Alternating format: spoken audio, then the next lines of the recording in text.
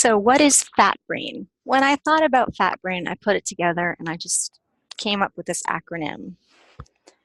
People who deal with fat brain are dealing with frustration, anger, timidity, bad habits, rituals, alleviate stress and anxiety, internal dialogue, and negation. When you're overweight, you are often frustrated and angry. You feel too timid to make changes. You have bad habits. You have rituals surrounding food.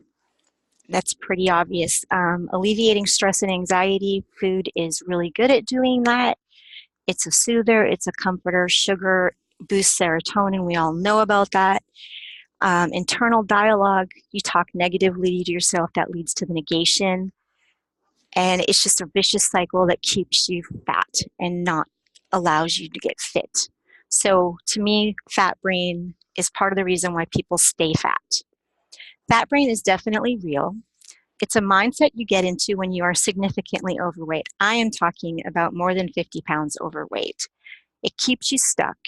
It's like you're in quicksand and you can't get a way out. It makes you miserable and creates a vicious cycle that keeps repeating itself. It's something you can get out of, though. There's hope. Yes, you can get rid of fat brain. I'm living proof. I've lost 160 pounds to date. I am still losing.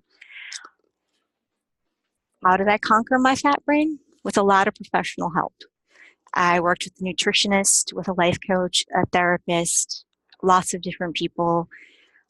Um, I just really got to the why of why I ate. Personal development, I've read self help books all over the place, constantly trying to improve myself.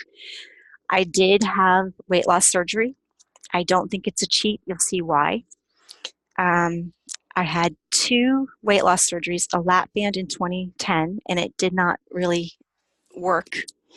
I had some complications, had to have the lap band removed in 2013, lost 100 pounds, gained it all back except for 20. So I gained about 80 pounds back. I went from 400 to 260, then back up to 387 at right before I had my second weight loss surgery, which was the vertical gastric sleeve in 2017.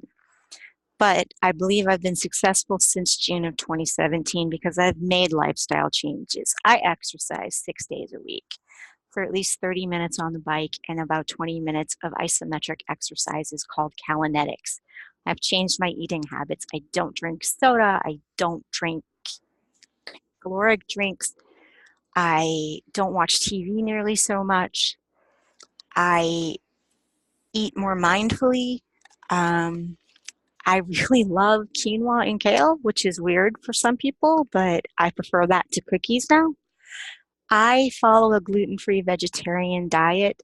Um, I don't necessarily advocate that for everybody. I'm not saying that's the best diet to have. I'm just saying that's the one that works for me right now.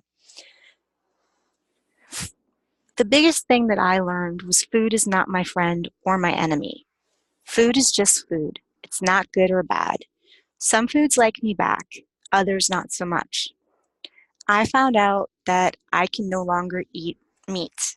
I am not a vegetarian by choice. It's because I can no longer process meat enzymes. I tried eating meat. It made me very, very sick for a good 3 to 6 months. I kept putting it in and taking it back out. I tried being vegan for a while. I did add cheese back in because of the protein level and yogurt and a few other things. Um, it's very hard to eat with the high level of protein that you need to eat on a bariatric diet with just vegetables, considering the amount of food I'm allowed to have. I also have a protein shake every day, and I drink protein water, which is made with whey isolate, and it's a little milky, but doesn't taste too bad. I've gotten used to it. I also follow intuitive and mindful eating. I eat when I'm hungry and only until I'm full. I really pay attention to what I eat and make sure that I am enjoying what I eat and taking bites and chewing my food as often as possible. Conquering cravings has been difficult. I had a really hard time getting rid of sugar, even with all of the preparations that I did. Some people just have a harder time kicking it than others, and I was one of those. Basically, I found that making micro changes has been the best line of defense for me. Like, for example, with my soda addiction, I went from full sugar soda, I would have one a day. I know most bariatric patients don't have carbonation, but I still was able to. Then I went to the zeros, like Coke Zero, Sprite Zero. Then I moved down to Topo Chico, which is a mineral water from Mexico. And then water and green tea. I leveled down. It took me several months to do that.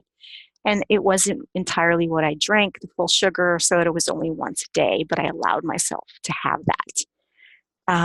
I think small changes make big impacts, other people don't.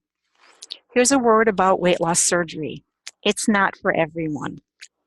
I have had weight loss surgery. I do not think it's the fix for everybody. I also don't think it's a quick fix or an easy way out. Weight loss surgery has been the hardest thing I've ever done. I did still lose weight. I have real restrictions, but I've also conquered my addictions.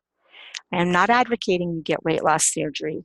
I needed to do it because I could not walk. It was medically necessary.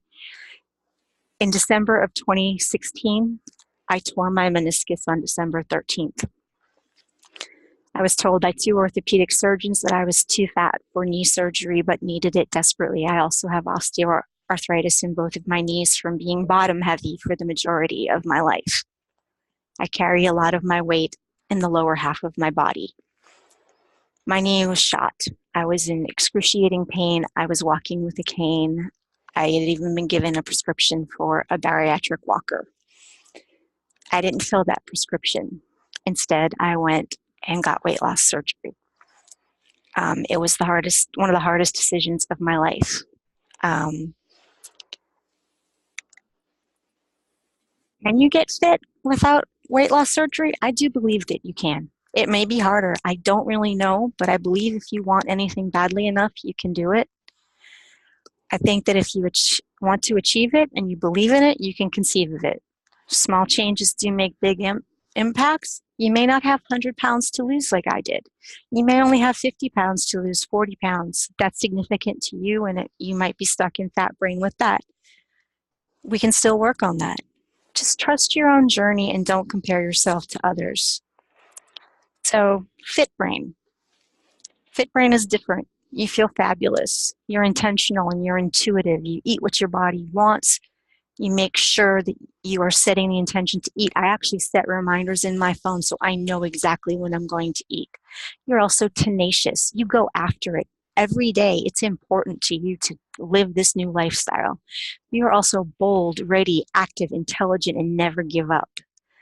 Fit brain is a mindset. It is a way to live. How can we work together? Well, if you want to, we can.